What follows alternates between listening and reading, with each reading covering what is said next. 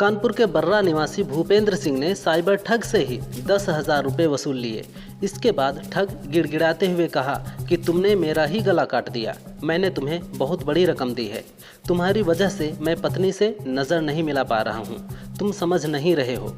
6 मार्च को ठग ने सीबीआई अफसर बनकर कॉल की और अश्लील वीडियो देखने को लेकर केस दर्ज करने की बात कही। केस खत्म करने के लिए पैसे की डिमांड करने लगा। पश्चिम बंगाल में होली के अवसर पर नंदीग्राम और बीरभूम में हिंसा की घटनाएं सामने आई हैं। अराजक तत्वों ने मंदिरों में तोड़फोड़ कर भगवान की मूर्तियों को अपमानित किया। बवाल के बाद सैंथिया शहर में 17 मार्च 2025 तक इंटरनेट सेवा बंद कर दी गई है। बीजेपी नेताओं ने घटना की निंदा करते हुए राज्य सरकार पर सवाल उठाए हैं। अमृतसर के एक मंदिर पर किए गए धमाके के मामले में पंजाब के सीएम भगवंत मान ने कहा कि पंजाब में कानून व्यवस्था की स्थिति अच्छी है। उन्होंने कहा, पंजाब में शांति भंग करने की हमेशा कई कोशिशें समय समय पर होती रहती हैं। ड्रग्स, गैंगस्टर, जबरन वसूली इसी का हिस्सा हैं। दूसरे राज्यों में होली के दौरान पुलिस को जुलूसों के दौरान लाठीचार्ज करना पड़ता है, लेकिन पंजाब में ऐसी चीज़ें नहीं होती। राजधानी लखनऊ के चिन्हट इलाके में अवैध रूप से 10 विदेशी महिलाओं के रहने का मामला सामने आया है। सभी महिलाएं थाईलैंड की रहने वाली हैं। पूछताछ के दौरान महिलाएं यहां रहने की कोई पुख्ता वजह नहीं बता पाईं। एक महिला ने पुलिस को बताया कि अपार्टमेंट उसके बॉयफ्रेंड अर्चित ने दिलवाया है। पुलिस ने मामले में अपार्टमेंट के मालिक शक्ति सिंह, अर्चित व अन्य के खिलाफ मुकदमा दर्ज किया है। चैंपियंस ट्रॉफी में भारत के सिर्फ दुबई में खेलने पर पूर्व ऑस्ट्रेलियाई गेंदबाज ग्लेन मैकग्रा का बयान आया है। उन्होंने कहा, भारत इस वजह से नहीं जीता कि उसने अपने सभी मैच दुबई में खेले।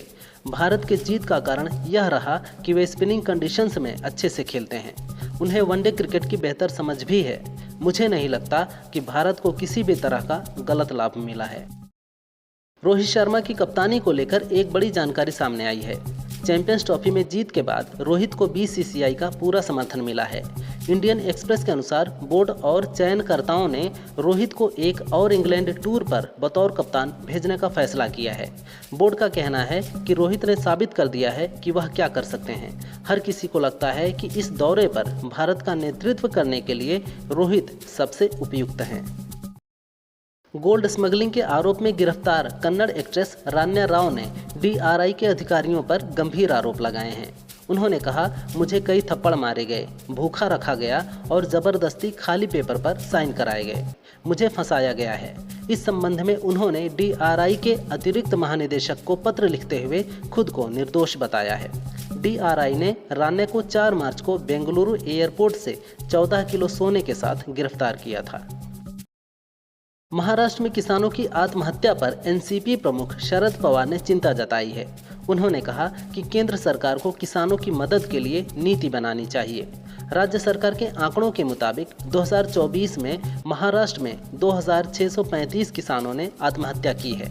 पवार ने कहा कि वे कहते हैं कि मोदी की गारंटी है, लेकिन उनके गारंटी कार्ड पर कोई तारीख नहीं है। उन्होंने कोई वादा पूरा नहीं किया। आजमगढ़ में 219 मानक विहीन मदरसा संचालकों के खिलाफ केस दर्ज किया गया है। ईओडब्ल्यू की जांच रिपोर्ट के आधार पर यह कार्रवाई की गई है। पुलिस ने बताया कि ईओडब्ल्यू ने जांच के बाद मानक विहीन मदरसों के खिलाफ तहरीर दी थी। तहरीर के आधार पर 22 थाना क्षेत्रों में 219 मदरसा संचालकों पर केस दर्ज किया गया है। जांच में सामने आया कि वास्तव में यह मदरसे अस्तित्व में नहीं थे, लेकिन उनका अनुदान सरकार से लिया जा रहा था।